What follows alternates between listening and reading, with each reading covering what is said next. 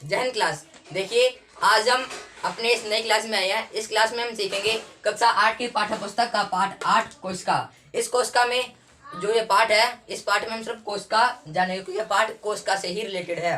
तो देखिए सबसे पहले हम जानते हैं कि कोशिका की खोज किसने की थी। तो हम जानते हैं कोशिका की खोज रॉबर्ट हुक ने की थी। किसने की थी? रॉबर्ट हुक ने की थी। और कब की थी? 1965 में की थी। सॉरी 1665 में की थी। कब की थी? 1665 में रॉबर्ट हुक ने कोशिका की खोज की थी। और किसमें खोज की थी? इन्होंने कारक की छाल में खोज की थी। उन्होंने कारक की छाल में क्या देखी थी? कोशिकाएं देखी थी। जो कुछ ईंट, जैसे जो ईंट होती है ना, जब ईंट को ईंट मिला के दीवार बनती है, उसी तरह इन्होंने कोशिका को देखा था। किसके अंदर? कारक की छाल के अंदर। हम जानते हैं जो कोशिका होती है वह कैसे बनती है। जो कोशिका होती है वह हमारे शरीर का ढांचा कैसे बनाकर तैयार करती है। देखिए जिस तरह जो ईंट होती है वह ईंट से ईंट मिलकर क्या बनती है? दीवार बनती है। और दीवार बहुत सारी 4-5 दीवारें मिल के क्या बनाती हैं? एक कमरा बनाती हैं। और कमरा से क्या बनता है? कमरा से बनता है घर। 4-5 कमरे को मिला के क्या बनता है? घर बनता है। और उसी तरह ये जो हमारा शरीर बनता है वह कैसे बनता है? देखिए वह बनता है कोशिका से उत्तक, उत्तक से अंग, और अंग से शरीर। यह होता है जैसे जब हम कोई अपना एक जब हम कुछ काटते हैं, अपना हाथ भी थोड़ा कट जाता है, तो उसमें लाखों करोड़ों कोशिकाएं होती हैं क्योंकि हमारे शरीर का एक एक पार्ट कोशिका से बना हुआ है। जैसे कोशिका की डेफिनेशन क्या है? कोशिका हमारे शरीर की या किसी भी चीज की वह संरचनात्मक और क्रियात्मक इकाई है। क्या है? कोशिका एक संरचनात्मक और क्रियात्मक इकाई है क्योंकि यह सबसे छोटी है जो हमारे शरीर में या कोई भी चीज में यह सबसे छोटी है। कोशिका ही सबसे छोटी मानी जाती है। फिर उसके बाद बनता है हमारे शरीर में उत्तक, उत्तक के बाद अंग, और अंग के बाद शरीर। तो अब हम जानते हैं जो होता है ये कोशिका, यह कोशिका कैसे होती है। 2 प्रकार की कोशिका होती है, पादप कोशिका और जंतु कोशिका। हम जानते हैं जंतु कोशिका और पादप कोशिका क्या होती हैं। पहले मैं उन दोनों का चित्र बनाता हूँ। तो देखिए मैं उन दोनों का चित्र आपके सामने बनाता हूँ। पादप कोशिका में और जंतु कोशिका में आप अंतर भी करना जानोगे कि उसमें अंतर क्या होता है। जो पादप कोशिका होती है उसमें क्या होता है? पादप कोशिका में वह कुछ इस तरह की होती है, और इसका जो पादप कोशिका होती है वह जंतु कोशिका से बड़ी होती है। क्या? वह जंतु कोशिका से बड़ी होती है। ठीक है। और जो यहाँ पे होता है, यहाँ पे हमारा क्या होता है? यहाँ पे होता है हमारा केंद्रक। क्या होता है? यहाँ पे होता है हमारा केंद्रक। जो हमारी यह होती है, यहाँ पे होता है हमारा केंद्रक, और केंद्रक के बाद क्या होता है? और केंद्रक के बाहर होता है ये जो इसका द्रव होता है वह। और जो इसमें भी क्या होता है? इसमें भी द्रव होता है और हरित लवक होता है। और हरित लवक, क्लोरोफिल, क्लोरोफाइड, ये सारे इसके ही पार्ट होते हैं। जो किसमें होते हैं? जो सिर्फ पादप कोशिका में ही होते हैं। जंतु कोशिका में हरित लवक नहीं होता क्योंकि हरित लवक क्या करता है? हरित लवक भोजन बनाने का काम करता है। अगर आपसे कोई कहे कि आप भोजन कैसे बनाते हो, आप अपना भोजन स्वयं बनाते हो, भोजन अपना स्वयं कोई नहीं बनाता। ठीक है। जो पादप कोशिका होती है इसमें एक चीज होती है, क्या? हरित लवक। वह हरे रंग की होती है और वही जो इसका भोजन बनाती है। और फिर इसमें एक चीज और होती है, इसमें एक चीज क्या होती है? जहां पर एक कोशिका भित्ति होती है। क्या? इसमें कोशिका भित्ति होती है जो पादप कोशिका की सुरक्षा करती है। जो पादप कोशिका की सुरक्षा करती है। क्या? कौन सी चीज? कोशिका भित्ति। यह सबसे बाहरी आवरण होता है। किसका? कोशिका, पादप कोशिका का यह सबसे बाहरी आवरण होता है। जो इसमें क्या होता है? इसमें अगर आपसे कोई कहे कि आप इनमें अंतर बताओ, तो आप इनमें क्या अंतर बताओगे? आप इसमें अंतर बताओगे कि जो पादप कोशिका होती है, पादप कोशिका की परिधि पर होती है। क्या? पादप कोशिका जो केंद्र होता है वह कहां पर होता है? वह कोशिका के परिधि पर होता है। क्या? केंद्रक। वह कोशिका की परिधि पर होता है, केंद्रक। और इसमें हरित लवक होता है जो हरे रंग का पदार्थ होता है, जिसे हम क्लोरोफिल भी कहते हैं और क्लोरोफाइड भी कहते हैं। ठीक है। और इसमें कोशिका भित्ति भी होती है जो जो क्या काम करती है? जो पादप कोशिका को सुरक्षा करती है। ठीक है। हम बनाते हैं जंतु कोशिका का चित्र। तो देखिए जंतु कोशिका में क्या होती है, जंतु कोशिका क्या होती है, जंतु कोशिका में थोड़ा इससे अलग होता है। क्या अलग होता है, जंतु कोशिका में कुछ इस तरह का होता है। आपने क्या पढ़ा था अभी, आपने पढ़ा था जो केंद्रक होता है वह परिधि पर होता है, लेकिन इसमें क्या होता है, इसमें केंद्रक बीच में होता है, इसमें केंद्रक बीच में होता है। इसका सबसे अच्छा जो अगर आपसे कोई कहे कि आप इनमें अंतर बताओ तो इसका सबसे अच्छा अंतर क्या है, आपको बस यही बताना है कि जो पादप कोशिका होती है उसका केंद्रक परिधि पर होता है और जंतु कोशिका केंद्रक बीच में होता है और इसमें कोशिका भित्ति नहीं होती। और सबसे मुख्य उदाहरण क्या कि इसमें हरित लवक नहीं होता, जंतु कोशिका में हरित लवक नहीं होता, जंतु कोशिका में हरित लवक नहीं होता। इसमें क्या होता है, इसमें केंद्रक होता है, कहां पर होता है, बीच में होता है, ठीक है। और इसमें एक चीज और होती है, क्या, अगर आपसे कोई कहे कि इनको चलाने के लिए एनर्जी कहां से आती है, इनको चलाने के लिए एनर्जी कौन देता है, वो कुछ इस तरह का होता है,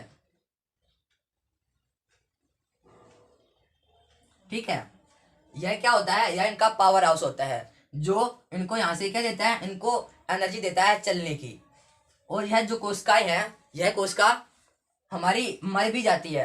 अगर आपसे कोई कहे कि आप मरी हुई कोशिकाओं के उदाहरण दो तो आप क्या उदाहरण दोगे, तो आप क्या उदाहरण दोगे, आपका उदाहरण होगा जो हमारे नाखून होते हैं, नाखून, और ये हमारे बाल, यह हमारे बाल और नाखून मृत कोशिकाओं से बने होते हैं। जो कोशिकाएं मर जाती हैं उनके बाद फिर वह हमारे नाखून और बालों के माध्यम से बाहर निकल आती हैं, ठीक है। तो आपने जाना पादप कोशिका और जंतु कोशिका में अंतर। पादप कोशिका में क्या होता है, जो इसका केंद्रक होता है वह बीच में होता है, इसका केंद्रक बीच में होता है और इसमें एक होता है पावर हाउस जो इसको क्या करता है, जो इसको एनर्जी देता है यानी ऊर्जा देता है, ठीक है। और जंतु कोशिका में क्या होता है, जंतु कोशिका में केंद्रक परिधि पर होता है और इसमें क्या होता है, उसमें कोशिका भित्ति होती है। इसमें देखिए आपको कहीं कोशिका भित्ति दिखाई दे रही है, इसमें बस कोशिका झिल्ली ही है, कोशिका भित्ति नहीं है, ठीक है। उसमें कोशिका भित्ति भी होती है जो कोशिका की सहायता रक्षा करती है। और इसमें माइटोकॉन्ड्रिया होता है जंतु कोशिका में, जंतु कोशिका में माइटोकॉन्ड्रिया होता है जो जिसका नाम क्या होता है, पावर हाउस, जिसको हम पावर हाउस भी कहते हैं, ठीक है। और इसमें केंद्रक बीच में होता है, बस आपको यही याद करना है। और फिर अब हम जानते हैं कि एक कोशिका और बहुकोशिकीय जीव क्या होते हैं, एक कोशिकीय जीव और बहुकोशिकीय जीव क्या होते हैं। आप वह भी देखिए, जो एक कोशिकीय जीव होते हैं वह कौन कौन से होते हैं, क्या होते हैं, वह कैसे बनते हैं कोशिकीय जीव। एक कोशिकीय जीव का सबसे अच्छा उदाहरण क्या है, एक कोशिकीय जीव का सबसे अच्छा उदाहरण है क्या, अमीबा। अमीबा एक कोशिकीय जीव का सबसे अच्छा उदाहरण है। अगर आपसे कोई कहे कि आप अमीबा का चित्र बनाओ तो आप अमीबा का चित्र कैसे बनाओगे, इसका कोई चित्र नहीं होता, यह किसी भी आकार का होता है, ठीक है। एक कोशिकीय जीव का सबसे अच्छा उदाहरण कौन सा है, अमीबा। अगर आपसे कहे कि एक कोशिकीय जीव का उदाहरण दो जो जिसका आकार सीमित नहीं है तो आप क्या बताओगे, आप बताओगे क्या, अमीबा। और एक होता है क्या होता है, एक होता है हमारा पैरामीशियम जिसकी आकृति सीमित होती है, वह बस उसी आकृति का होता है, वह होता है पैरामीशियम। पैरामीशियम भी एक कोशिकीय जीव है। और यह है अमीबा, जो अमीबा भी एक कोशिकीय जीव है। अगर आपसे कोई पूछे कि आप एक कोशिकीय जीव का उदाहरण दो तो आपको अमीबा ही बताना है, क्या, आपको अमीबा ही बताना है। इतना समझ तो आई हो है, ठीक है, तो आपको अमीबा ही बताना है। आई होप आपको इतना समझ आया होगा। हम बताते हैं कि एक कोशिकीय और बहुकोशिकीय जीव क्या होते हैं। एक कोशिकीय जीव यही होता है जिसमें बस एक कोशिका होती है, जिसके अंदर बस एक कोशिका होती है, वह होता है हमारा एक कोशिकीय जीव। और बहुकोशिका जीव वे होते हैं जिनके अंदर बहुत सारी कोशिकाएं होती हैं, जैसे मनुष्य के अंदर बहुत सारी कोशिकाएं हैं। अगर आप हमारे एक छोटे से शरीर को काटते हो, छोटे से अंग को काटते हो तो जो आप निकलता है ना, जो छोटे छोटे कण निकलते हैं उसमें ही बहुत सारी कोशिकाएं होती हैं, बहुत सारी कोशिकाएं मिल जाएंगी अगर आप उसको माइक्रोस्कोप से देखोगे तो इसमें आपको एक क्वेश्चन और मिल गया। क्या क्वेश्चन मिल गया कि कोशिकाओं को हम किस चीज से देखते हैं? माइक्रोस्कोप, मतलब सूक्ष्मदर्शी से हम क्या करते हैं? कोशिकाओं को देखते हैं, क्योंकि यह बहुत ही छोटी छोटी होती हैं। अब बताओ कि मैंने यहाँ पर बिंदु लगाया है, आपको यह बिंदु दिखाई दे रहा है? नहीं दे रहा होगा, क्योंकि यह बहुत छोटा है। और इससे भी छोटी होती हैं कोशिकाएं, जो आपको दिखाई नहीं देती हैं, उनको बस आप माइक्रोस्कोप से देख सकते हो। ठीक है, तो यह था हमारा एक कोशिकीय जीव। अब हम जानते हैं बहुकोशिकीय जीव क्या होते हैं। लेकिन बहुकोशिकीय जीव का अगर आपको सबसे अच्छा उदाहरण देना है तो आप पैरामीशियम और अमीबा को छोड़ के सभी उदाहरण दे सकते हो। पैरामीशियम और अमीबा को छोड़ के सभी के सभी बहुकोशिकीय के उदाहरण हैं। ठीक है, अमीबा को छोड़ के अमीबा और पैरामीशियम को छोड़ के सभी के सभी बहुकोशिकीय क्या है? बहुकोशिकीय के उदाहरण हैं। अब देखिए, मैं आपको यहाँ पे चित्र बना देता हूँ। किसका चित्र बनाता हूँ? चलो इंसान का बनाता हूँ। यह है इंसान, बहुत गुस्से में है।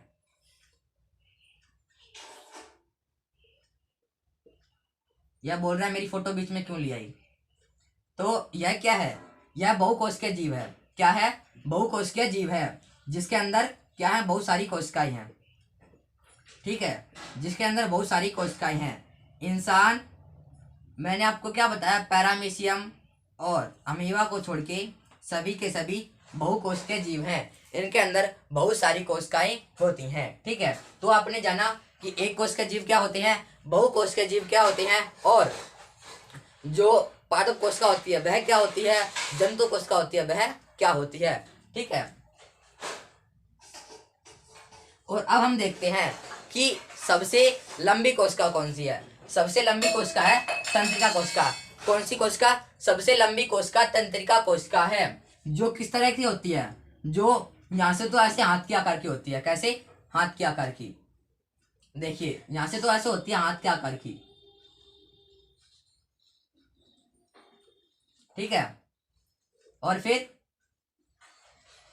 इस तरफ होती है उसकी उंगली।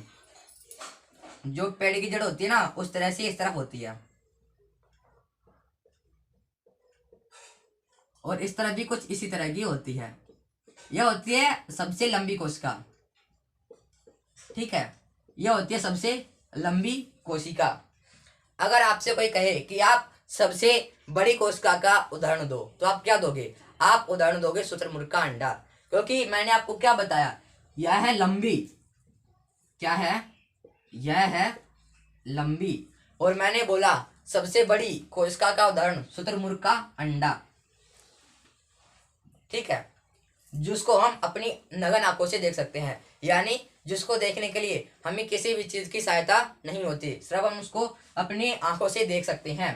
यह क्या है? यह सबसे बड़ी कोशिका है, और यह सबसे लंबी कोशिका है, क्योंकि लंबी और बड़ी में अंतर होता है। अगर आपसे कोई कहे कि जैसे जो कुतुब मीनार है वह क्या है? वह बहुत लंबा है, और ताजमहल बहुत बड़ा है। ठीक है, तो यह सबसे बड़ी कोशिका जो होती है शुतुरमुर्ग का अंडा, जिसको हम अपनी नगन आंखों से देख सकते हैं। और यह तंत्रिका कोशिका जो सबसे लंबी कोशिका है। क्या है? तंत्रिका, तंत्रिका कोशिका जो सबसे लंबी है। ठीक है, अब हम जानते हैं जो शुतुरमुर्ग का अंडा होता है उसकी लंबाई कितनी होती है।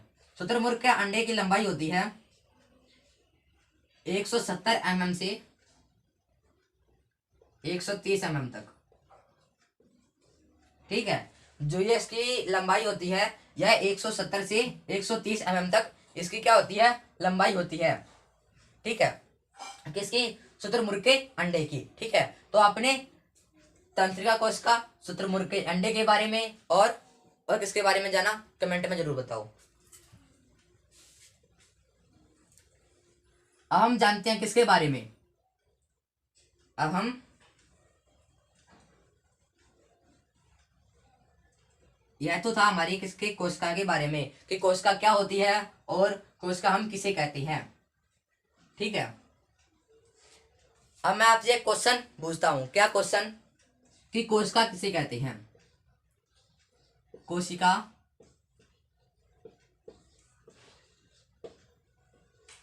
किसे कहते हैं?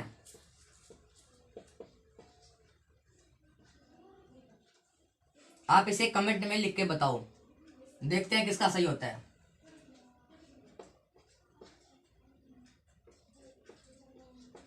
कोशिका किसे कहते हैं? ठीक है, आपको क्या क्या करना है, आपको इसका आंसर बताना है कि कोशिका हम किसे कहते हैं, क्योंकि आप कोशिका पढ़ चुके हो। अगर आपने नहीं पढ़ा है तो पहले आप वीडियो को बैक करो और फिर देखो कि मैंने कोशिका कैसे बताया है, और फिर आपको उसकी क्या करनी है, आपको उसकी डेफिनेशन हमें कमेंट में बतानी है। और आपको यह वीडियो कैसी लगी आपको यह भी बताना है।